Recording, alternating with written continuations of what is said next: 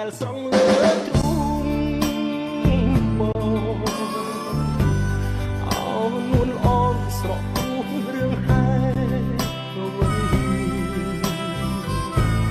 ឬមួយអូនខ្លាចបងមិនបែកនៃបានជាស្រីអូនសងទឹកភ្នែកទឹកភ្នែកស្រីរាក់ស្មីដូចវិញរៀបមិនភ្លេចចាំបងថ្ងៃស្អែក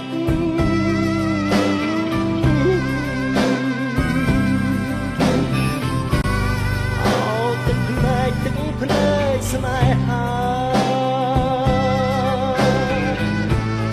រៀមសច្ចាថាស្នេហ៍លោកស្រី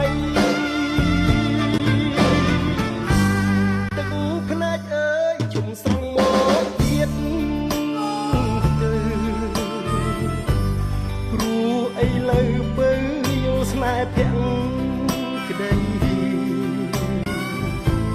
ឈប់ស្រក់ភ្លៀមរៀមសូមថ្នមបីថ្នមលោកស្រីលើដៃទាំងទ្វេ